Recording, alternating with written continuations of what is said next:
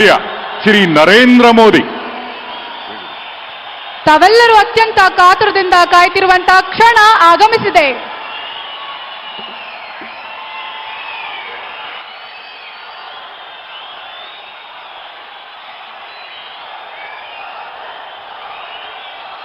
भारत माता की भारत माता की ಕರ್ನಾಟಕದ ಸಮಸ್ತ ಜನತೆಗೆ ನನ್ನ ಕೋಟಿ ಕೋಟಿ ನಮಸ್ಕಾರಗಳು.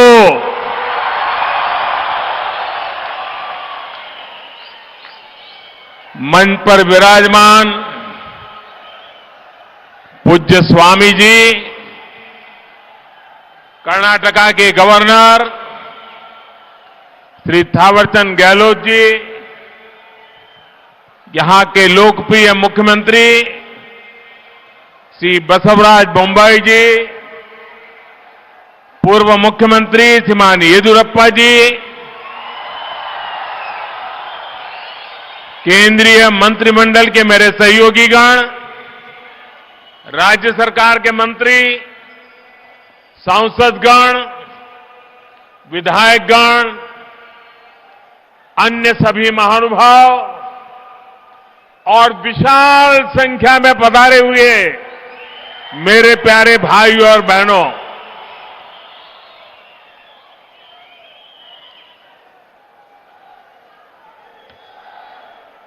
ये मेरा सौभाग्य है कि आज मुझे बेंगलुरु में एक बहुत विशेष दिन पर आने का अवसर मिला है. आज कर्नाटका की, देश की दो महान संतानों की जन्म जयंती है. संत कनकदास जी ने हमारे समाज को मार्गदर्शन दिया, तो उनके ओववाज ने हमारे गौरव, हमारी संस्कृति की सुरक्षा के लिए योगदान किया. मैं इन दोनों विभूतियों को पुनः एक बार नमन करता हूं. साथियों, आज इन महान विभूतियों को सम्मान देते हुए हम बेंगलुरु के कर्नाटका के विकास और विरासत दोनों को सशक्त कर रहे हैं. आज कर्नाटका को पहली made in India Vande Bharat train मिली. ये ट्रेन चेन्नई, देश की स्टार्टअप कैपिटल बेंगलुरु और धरोहरों के शहर मैसूरू को आपस में जोड़ती है. कर्नाटका के लोगों को अयोध्या, प्रयागराज और काशी के दर्शन कराने वाली भारत गौरव काशी दर्शन ट्रेन, इसकी भी आज शुरुआत हुई है. आज केम्पेगौड़ा इंटरनेशनल एयरपोर्ट के दूसरे टर्मिनल का भी उद्घाटन हुआ है. मैंने सोशल मीडिया पर एयरपोर्ट के नए टर्मिनल की कुछ तस्वीरें पोस्ट की थी और आज वहां जाकर लगा कि नया टर्मिनल तस्वीरों में जितना सुंदर दिख रहा है, उससे भी ज्यादा भव्य है, आधुनिक है. ये बेंगलुरु के लोगों की बहुत पुरानी मांग थी, जो अब हमारी सरकार पूरा कर रही है. साथियों, मुझे नाड़ प्रभु केम्पे गौड़ा जी की 108 फीट की प्रतिमा के अनावरण और उनके जलाभिषेक का भी अवसर मिला। नाड़ प्रभु केम्पे गौड़ा की ये विशाल प्रतिमा हमें भविष्य के बेंगलुरु, भविष्य के भारत के लिए निरंतर समर्पित भाव से मेहनत करने की प्रेरणा देगी। भाइयों और बहनों, ये मेरा सौभाग्य है कि आज पूज्य स्वामी जी ने जिस प्रकार से आशीर्वाद दिए, जिस प्रकार से भावना प्रकट की, मैं हृदय से उनका आभार व्यक्त करता हूं। साथियों, आज पूरी दुनिया में भारत की पहचान स्टार्टअप के लिए है और भारत की इस पहचान को सशक्त करने में बहुत बड़ी भूमिका हमारे बेंगलुरु की है। स्टार्टअप सिर्फ एक कंपनी भर नहीं होता, स्टार्टअप एक जज्बा होता है, कुछ नया करने का जज्बा, कुछ हटकर के सोचने का जज्बा। स्टार्टअप एक विश्वास होता है हर उस चुनौती के समाधान का जो देश के सामने है। इसलिए बेंगलुरु एक स्टार्टअप स्पिरिट का प्रतिनिधित्व करता है। यही स्टार्टअप स्पिरिट आज दुनिया में भारत को एक अलग लीग में खड़ा करती है। भाइयों और बहनों, आज यहां जो कार्यक्रम हो रहा है, ये भी बेंगलुरु की इसी युवा स्पिरिट का प्रतिबिंब है। आज शुरू हुई वंदे भारत एक्सप्रेस भी सिर्फ एक नई ट्रेन नहीं है, बल्कि ये नए भारत की नई पहचान है। 21वीं सदी में भारत की रेलवे कैसी होगी, ये उसकी झलक है। वंदे भारत एक्सप्रेस इस बात का प्रतीक है कि भारत अब रुक रुक चलने वाले दिनों को पीछे छोड़ चुका है। भारत अब तेज दौड़ना चाहता है और इसके लिए हर संभव प्रयास कर रहा है। साथियों, आने वाले 8-10 सालों में हम भारतीय रेल के कायाकल्प का लक्ष्य लेकर चल रहे हैं। 400 से ज्यादा नई वंदे भारत ट्रेनें, विस्टाडोम कोचेज भारतीय रेल की नई पहचान बनने वाले हैं। मालगाड़ियों के लिए डेडिकेटेड फ्रेट कॉरिडोर, ट्रांसपोर्टेशन की गति बढ़ाएंगे और समय भी बचाएंगे। तेजी से हो रहा ब्रॉडगेज परिवर्तन का काम नए नए क्षेत्रों को रेलवे के मैप पर लेकर आ रहा है और इन सब के बीच आज देश अपने रेलवे स्टेशनों को भी आधुनिक बना रहा है।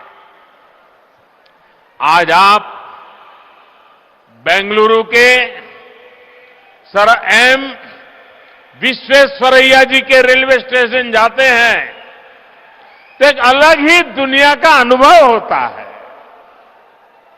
हमारा लक्ष्य देश के बड़े रेलवे स्टेशनों को इस प्रकार आधुनिक बनाने का है।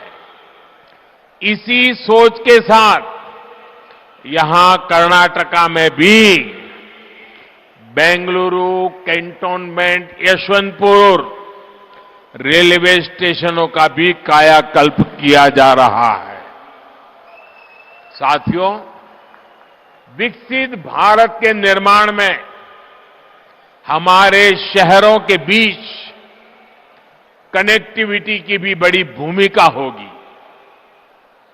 देश में एयर कनेक्टिविटी का ज्यादा से ज्यादा विस्तार हो, हमारे एयरपोर्ट्स का विस्तार हो, ये आज समय की मांग है। बेंगलुरु एयरपोर्ट का नया टर्मिनल इसका उपयोग करने वाले पैसेंजर्स के लिए नई सुविधा लेकर आएगा। आज भारत दुनिया में एयर ट्रैवल के सबसे तेजी से बढ़ने वाले मार्केट में से एक है। जिस तरह देश आगे बढ़ रहा है, उसी तरह एयरपोर्ट्स पर पैसेंजर्स की संख्या भी बढ़ रही है। इसलिए हमारी सरकार देश में नए एयरपोर्ट्स का भी निर्माण करा रही है। 2014 से पहले देश में 70 के आसपास एयरपोर्ट थे, 70। अब इनकी संख्या 140 से ज्यादा हो गई है, डबल। बढ़ते हुए ये एयरपोर्ट्स हमारे शहरों का बिजनेस पोटेंशियल बढ़ा रहे हैं, नौजवानों के लिए नए अवसर भी बना रहे हैं। साथियों, आज पूरी दुनिया में भारत में निवेश के लिए जो अभूतपूर्व विश्वास बना है, उसका बहुत बड़ा लाभ कर्नाटका को भी मिल रहा है। आप कल्पना कीजिए, बीते 3 वर्ष जब पूरी दुनिया कोविड से प्रभावित रही, तब कर्नाटका में लगभग 4 लाख करोड़ रुपए का निवेश हुआ। पिछले वर्ष एफडीआई को आकर्षित करने में कर्नाटका देश में अग्रणी रहा है। और ये जो निवेश हो रहा है, ये सिर्फ आईटी सेक्टर तक सीमित नहीं है, बल्कि बायोटेक्नोलॉजी से लेकर डिफेंस मैन्युफैक्चरिंग तक हर सेक्टर का यहां विस्तार हो रहा है। देश में एयरक्राफ्ट और स्पेसक्राफ्ट इंडस्ट्री में 25% हिस्सेदारी ये हमारे कर्नाटका की है। देश की सेना के लिए जो एयरक्राफ्ट और हेलीकॉप्टर हम बना रहे हैं, उसमें से लगभग 70% यही बनते हैं। देश में इलेक्ट्रिक व्हीकल मैन्युफैक्चरिंग में भी कर्नाटका बहुत आगे है। आज फॉर्च्यून 500 कंपनियों में से 400 से अधिक कंपनियां कर्नाटका में काम कर रही है, और ये लिस्ट लगातार बढ़ रही है। ये सब कुछ इसलिए हो रहा है क्योंकि आज कर्नाटका डबल इंजन की ताकत से चल रहा है। भाइयों और बहनों, आज बात चाहे गवर्नेंस की हो या फिर फिजिकल और डिजिटल इंफ्रास्ट्रक्चर के निर्माण की, भारत एक अलग ही लेवल पर काम कर रहा है। आज पूरी दुनिया हैरान होती है जब भारत के डिजिटल पेमेंट भीम यूपीआई के बारे में सुनती है। क्या 8 वर्ष पहले ये कल्पना करना भी संभव था? Made in India, 5G technology, क्या ये सोचा भी जा सकता था? इन सब में बेंगलुरु के युवाओं की, यहां के प्रोफेशनल्स की बहुत बड़ी भूमिका है। 2014 से पहले के भारत में ये चीजें कल्पना से परे थी। इसका कारण ये है कि तब जो सरकारें थी उनकी सोच ही पुरानी थी। पहले की सरकारें स्पीड को लग्जरी तो स्केल को रिस्क मानती थी। हमने ये धारणा बदल दी है। हम स्पीड को भारत की आकांक्षा मानते हैं और स्केल को भारत की ताकत मानते हैं। इसलिए आज भारत पीएम गति शक्ति नेशनल मास्टर प्लान के तहत देश में इंफ्रास्ट्रक्चर का विकास कर रहा है। हम सभी साक्षी हैं कि कैसे अतीत में इंफ्रास्ट्रक्चर के निर्माण में सबसे बड़ी समस्या तालमेल की रहती थी। जितने ज्यादा विभाग, जितनी ज्यादा एजेंसियां, उतनी ही देरी निर्माण में होती थी। इसलिए हमने तय किया कि सबको एक प्लेटफॉर्म पर लाया जाए। आज पीएम गति शक्ति नेशनल मास्टर प्लान के तहत 1500 से ज्यादा लेयर्स भी हैं। डेटा विभिन्न एजेंसियों को सीधे उपलब्ध हो रहा है। आज केंद्र और राज्य सरकारों के दर्जनों मंत्रालय, दर्जनों विभाग इस प्लेटफॉर्म से जुड़ चुके हैं। आज देश नेशनल इंफ्रास्ट्रक्चर पाइपलाइन के तहत इंफ्रा पर लगभग 110 लाख करोड़ रुपए के निवेश का लक्ष्य लेकर चल रहा है। देश में ट्रांसपोर्ट के हर माध्यम एक दूसरे से जुड़े, एक दूसरे को सपोर्ट करें। इसके लिए देश का बल, पूरी ताकत मल्टी मॉडल इंफ्रास्ट्रक्चर पर है।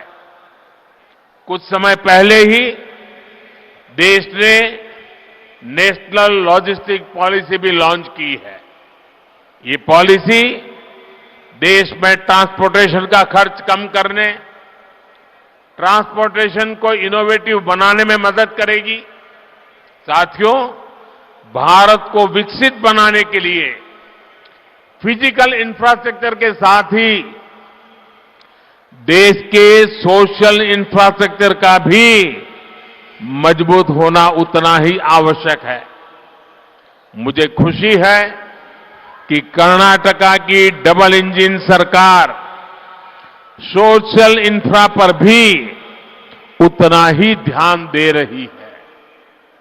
बीते 8 वर्षों में देश में गरीबों के लिए 3.5 करोड़ घर बनाए गए हैं। यहां कर्नाटका में भी गरीबों के लिए 8 लाख से ज्यादा पक्के घरों को स्वीकृति दी गई है।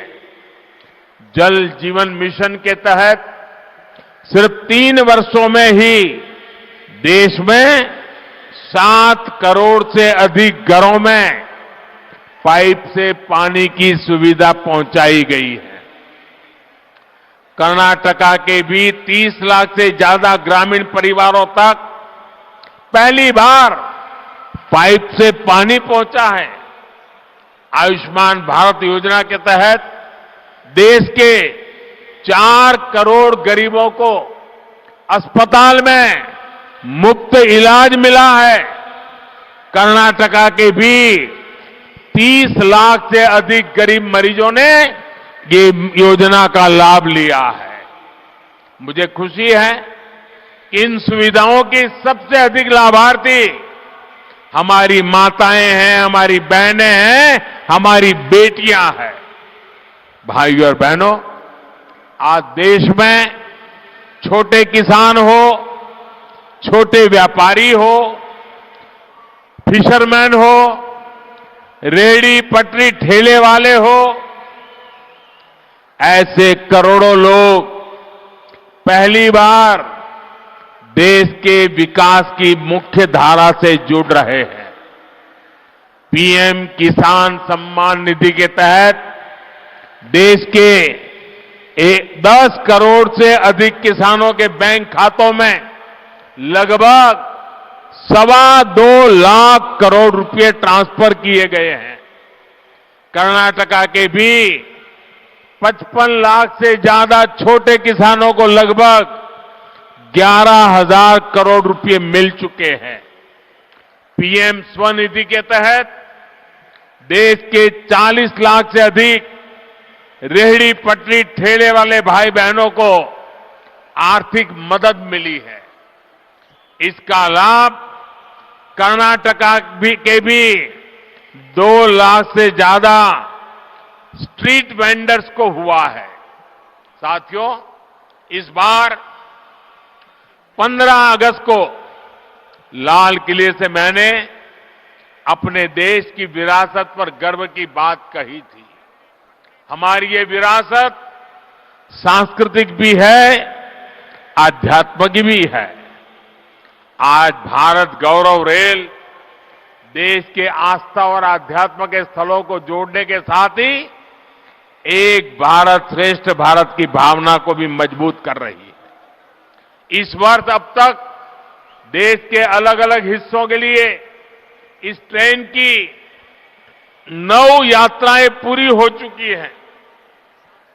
शिरडी मंदिर हो, श्री रामायण यात्रा हो, दिव्य काशी यात्रा हो, ऐसी सभी ट्रेनों का यात्रियों को बहुत सुखद अनुभव रहा।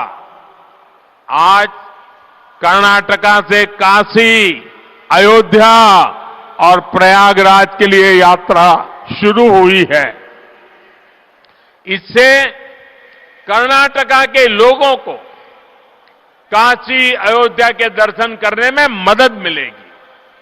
भाइयों और बहनों, भगवत भक्ति और सामाजिक शक्ति से कैसे समाज को जोड़ा जा सकता है, इसकी प्रेरणा हमें संत कनकदास जी से भी मिलती है। एक तरफ उन्होंने कृष्ण भक्ति का रास्ता चुना और दूसरी तरफ कुल कुल कुल वेंदु होड़े दारदिरी कहकर उन्होंने जाति के आधार पर भेदभाव को खत्म करने का संदेश दिया। आज पूरी दुनिया में मिलेट्स यानी मोटे अनाज के महत्व को लेकर के चर्चा हो रही है। संत कनकदास जी ने उस दौर में ही मिलेट का महत्व स्थापित कर दिया था। उनकी रचना थी राम धान्य चरिते। उन्होंने कर्नाटका में सबसे ज्यादा पसंद किए जाने वाले मिलेट रागी का उदाहरण देते हुए सामाजिक समानता का संदेश दिया था। भाइयों और बहनों, आज हमारा प्रयास है कि बेंगलुरु शहर का विकास वैसे ही हो जैसे नाड़ प्रभु केम्पे गौड़ा जी ने कल्पना की थी। इस शहर की बसावट यहां के लोगों को केम्पे गौड़ा जी की महान देन है। इस बसावट में उन्होंने जिन बारीकियों का ख्याल रखा है वो अद्भुत, अद्वितीय है। सदियों पहले उन्होंने बेंगलुरु के लोगों के लिए कॉमर्स, कल्चर और कन्वीनियंस की योजना तैयार कर दी थी।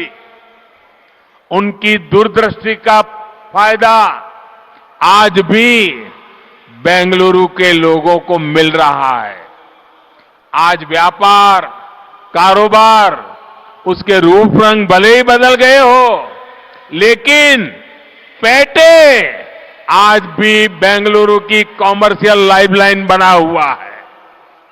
नाड़ प्रभु केम्पे गौड़ा जी का बेंगलुरु की संस्कृति को भी समृद्ध करने में अहम योगदान है।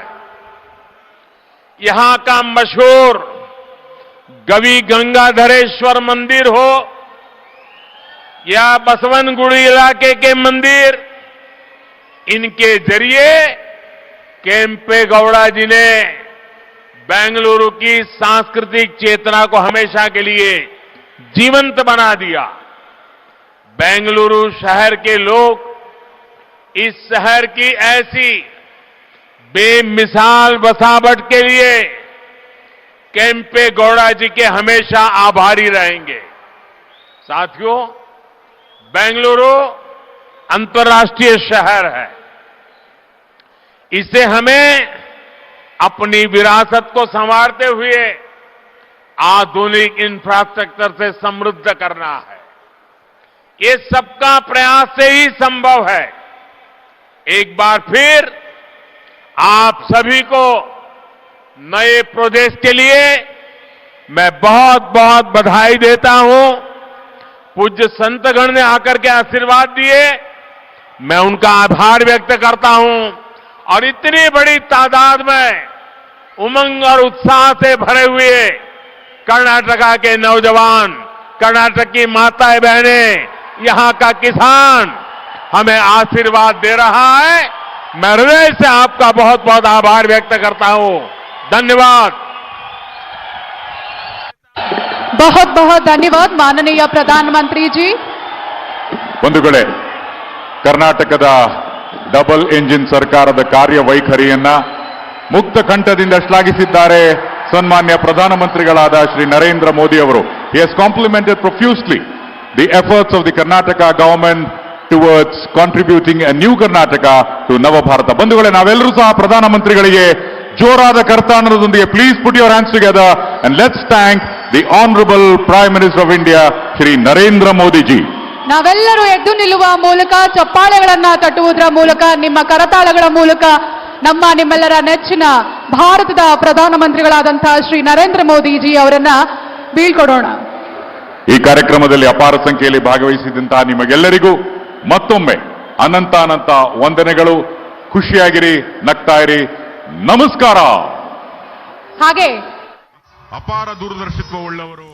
ಅದೇ ರೀತಿ ಪ್ರಧಾನಿ ನರೇಂದ್ರ ಮೋದಿಯವರು ಈಗಾಗಲೇ ಇವತ್ತಿನ ಅನೇಕ ಕಾರ್ಯಕ್ರಮಗಳನ್ನ ನಡೆಸಿಕೊಟ್ಟ ನಂತರ ವೇದಿಕೆಯ ಸಮಾವೇಶದಲ್ಲಿ ಮಾತನಾಡಿದ್ರು. ಸಾಕಷ್ಟು ವಿಚಾರಗಳನ್ನ ಹೇಳಿದ್ರು. ಬೆಂಗಳೂರಿನ ಮಹತ್ವವನ್ನ ಹೇಳಿದ್ರು. ಕೆಂಪೇಗೌಡರ ಮಹತ್ವವನ್ನ ಇಡೀ ಒಂದು ವಿಶ್ವಕ್ಕೆ ಪರಿಚಯ